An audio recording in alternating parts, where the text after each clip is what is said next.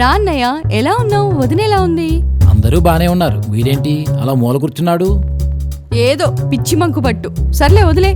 మంకుపట్టు కాదు, మీరు చేస్తుంది తప్పు. ఏంట్రా ఊరుకుంటుంటే 2 పీకుతా.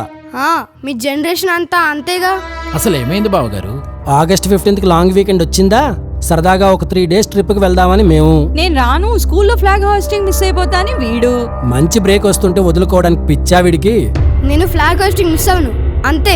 ఆహా, అదా మీ గొడవ? ఒరేయ్, డాడీ చెప్పింది కరెక్ట్రా, లాంగ్ వీకెండ్ కదా. చెప్పాగా మీ జనరేషన్ డే ఇంపార్టెన్స్ కూడా తెలీదు. ఏంట్రా పెద్ద బోర్డ్ ఇంపార్టెన్స్? అదే కదా మొండి వెధవ.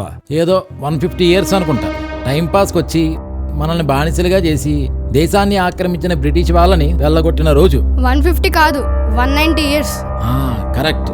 పని పాట లేకుండా తగుదునమ్మా అంటూ ఆ గాంధీ అని, సుభాష్ చంద్రబోస్ అని, భగత్ సింగ్ అని ఇలా 100 మంది నా దేశం అంటూ స్వతంత్రం కోసం చచ్చారు. చక్కగా ఏ ఫారంలోనో ఉద్యోగాలు చేసుకుంటూ హాయిగా బతకకుండా అవసరమా వాళ్ళకి? 100 కాదు, thousands sacrifice their lives. అదే కదా, ఏమైనా అంటే ఫ్యూచర్ జనరేషన్స్ కోసం అంట. అఫ్ కోర్స్ అది మనమే అనుకో. ఇదంతా ఒక ఎత్తు అయితే, బ్రిటిషర్స్ వల్ల మనకి ఒక రాజ్యాంగం లేదు, రూల్స్ లేవు, అసలు మనకంటూ ఒక ఐడెంటిటీ లేకుండా పోయింది. యా మావయ్య, వాళ్ళు మన ట్రెజర్ అంతా దోచేసి దేశాన్ని రూయిన్ చేశారు. ఇడియట్స్, స్కౌండ్రల్స్ కదా.